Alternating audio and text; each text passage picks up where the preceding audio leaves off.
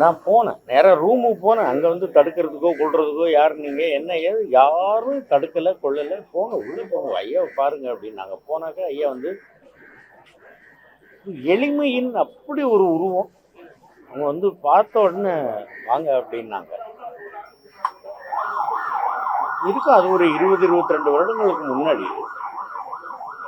அப்போ ஐயாவை பார்த்துட்டு நான் இந்த மாதிரி என் பேர் பாஸ்கர், நான் சின்ன சின்ன வேஷம்லாம் நடிச்சுக்கிட்டு இருக்கேன். அப்படியா அப்படின்னா நல்ல ஞாபகம் இருக்குது. ஒரு வேஷ்டி, ஒரு அந்த தச்சு போட்ட ஒரு பனியன், அதுதான் போட்டுக்கிட்டு இருந்தாங்க. எங்கள் அப்பாவும் அப்படி தான் போடுவாங்க. நான் உடனே எங்கள் அப்பாவோட பேர் சொல்லி நான் முத்துப்பேட்டை ஆர்எம்எஸ் ஐயாவோட பையன் ஐயா அப்படின்னு. அப்படியா, அப்பா எனக்கு நல்லா தெரியும், நான் விசாரித்தேன்னு சொல்லுங்க அப்படின்னு.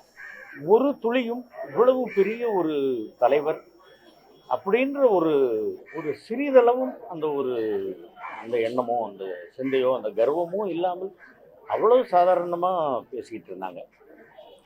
அதற்கு பிறகு வந்து ஒரு ஃபங்க்ஷனுக்கு வந்திருக்கும் பொழுது அவங்கள வந்து அவங்க பார்த்தேன். அப்போ கொஞ்சம் பிடிச்சிக்கிட்டு தான் நடந்து வந்தாங்க. அப்புறம் இன்னொரு ஃபங்க்ஷனில் வந்து ஐயாவை பார்க்கும் பொழுது போயிட்டு, ஐயா வணக்கம் ஐயா, வாங்கப்பா நல்லா இருக்கீங்களா அப்படின்னாங்க. நல்லா இருக்கேன் ஐயா. ஐயா உங்க கூட ஒரு ஃபோட்டோ எடுத்துக்கிறீங்க அப்படின்னா நான் அப்படியே நின்று பக்கத்தில் கையை பிடிச்சி உட்கார வச்சு என் கையை பிடிச்சிக்கிட்டு எடுத்துங்க அப்படின்னாங்க. அவ்வளோ ஒரு எளிமை.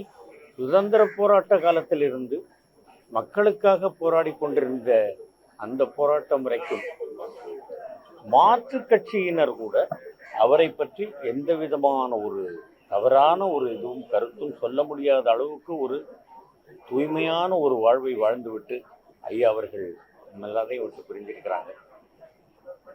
ஐயா மாதிரி உள்ளவர்கள்லாம் 1000 ஆண்டுகள் வாழணும் அப்படின்னு நம்ம எல்லாருடைய மனதில் இருந்தாலும்